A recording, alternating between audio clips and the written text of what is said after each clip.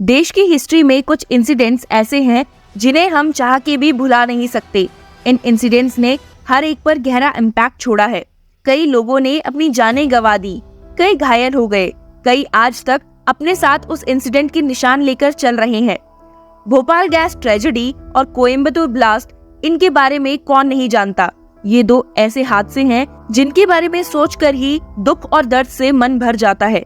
आज दिन तक इन इंसिडेंट से जुड़े मामले कोर्ट में पेंडिंग है और इंसाफ की लड़ाई लड़ रहे हैं। आपको जानकर हैरानी होगी कि भोपाल गैस ट्रेजेडी के 36 साल बाद यूएस केमिकल कंपनी डाउ केमिकल्स पहली बार कोर्ट के सामने अपेयर हुई है।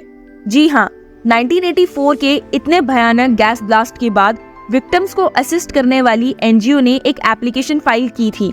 इस एप्लीकेशन पर 18 सालों तक 7 समन्स यूएस कंपनी को इशू हुए थे, पर फिर भी अब तक कोई भी लॉयर उनकी तरफ से कोर्ट के सामने प्रेजेंट नहीं हुआ था। हाल ही में Amy Wilson, the representative of Dow Chemical, partially appeared via legal counsel.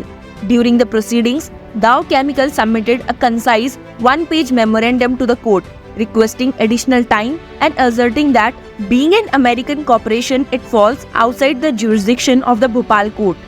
एक तो 36 सालों तक इस केस में सामने ना आना, जहां इतने लोगों ने अपनी जानें गंवा दी, और आकर और वक्त मांगना, क्या आपको नहीं लगता ये लॉ को फॉर ग्रांटेड लेना ही है? हाईकोर्ट के जज विधान महेश्वरी ने हियरिंग को ऑनलाइन कंडक्ट किया। एडवोकेट अवि सिंह ने NGO Bhopal group of information and action को रिप्रेजेंट करते हुए आर्ग्यू किया कि पार्शियल प्रेजेंस का कॉन्सेप्ट क्रिमिनल जुरिसडिक्शन में कोई लीगल स्टैंडिंग नहीं है।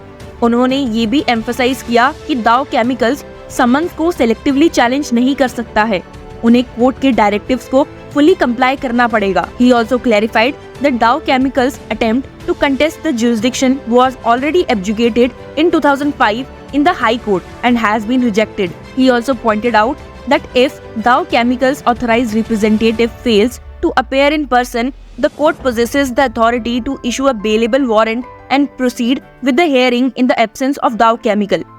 दोनों के आर्ग्यूमेंट सुनने के बाद जज विधान महेश्वरी ने 6 अक्टूबर को अपनी रूलिंग को डिफर कर दिया।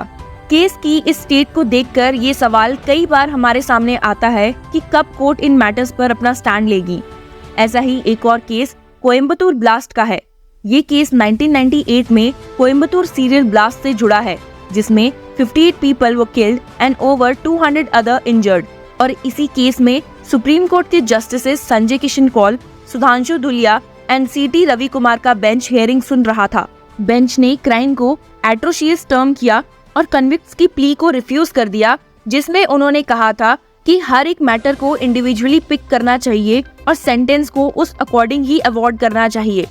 साथ ही बेंच ने बेल की पॉसिबिलिटी को भी साफ मना कर दिया। इस केस के दौरान जो आर्ग्यूमेंट सुनने को मिले वो कुछ ऐसे थे कि एडवोकेट्स और बेंच के बीच सवालों का सिलसिला शुरू हो गया। सीनियर एडवोकेट सलमान खुर्शीद ने कन्विक्ट्स की तरफ से सबमिट किया कि हम 25 साल से कस्टडी में है, जिसका रिप्लाई देते हुए जस्टिस संजय किशन कौल ने उनसे पूछा कि कितने आदमी मर गए हैं। Senior advocate V Giri, who was opposing the bail, told 58 people died. Justice Kaul ने फिर से पूछा, they have been convicted for something where 58 people have died, what is the sentence imposed? तो गिरी ने रिप्लाई किया, life sentence. 24 blast operations and 250 persons were injured, and apart from the lost lives, what they have done to the city is unforgivable. एक और convict की तरफ से पेश होते हुए सीनियर एडवोकेट आर बसंत ने बेंच को परसुएट करने की कोशिश की कि वो बेल प्लीज को डिसमिस ना करे, पर उन्हें कंसिडरेशन के लिए पेंडिंग रहने दे for the future date. However, Justice Kaul categorically stated, bail is out of question. All of us are unanimous that the bail cannot be granted. You may be inside for 25 years, but 58 people lost their lives in the incident. That is good enough a reason for you to remain inside. उनका साथ देते हुए justice Dhulia ने भी add किया कि देखिए आपने क्या किया है, नेचर ऑफ क्राइम एक इम्पोर्टेंट फैक्टर है। जिसके बाद बेंच ने ऑर्डर प्रोनाउंस किया और बेल्स को डिसमिस कर दिया। तमिलनाडु में हुए इस सीरीज ऑफ बॉम्बिंग अटैक ने देश भर में टेरर का खौफ बना दिया था। The first of the serial bombs on February 14th exploded at 3:50 p.m. on Shanmugam Road in RS Puram. ये ब्लास्ट केवल 100 मीटर की दूरी में था उस वेन्यू से जहां पर तब के BJP president LK Advani election meeting को एड्रेस करने आने वाले थे। इस ब्लास्ट के 40 मिनट बाद blast were reported on west Sambandam road, Gani Rowther street at Ukkadam, at a textile showroom on Big Bazaar Street, a shopping complex near the main bus stand at Gandhipuram, the vehicle parking lot at Coimbatore Junction Railway Station, the Coimbatore Medical College Hospital, a travel agency owned by a local BJP leader on VKK Menon Road, a jewelry shop on Opnakara Street, a BJP election office at Ratnapuri near Shivananda Colony, and a temple at Kurichikulam. 166 accused में से trial court ने अगस्त 2007 में 69 लोगों को guilty मानते हुए सजा सुनाई थी। दिसंबर 2009 में मद्रास हाई कोर्ट ने 18 लोगों की कन्विक्शंस को अपहेल्ड किया था, जिसमें से 17 को लाइफ टर्म और एक को 13 साल की सजा सुनाई गई थी।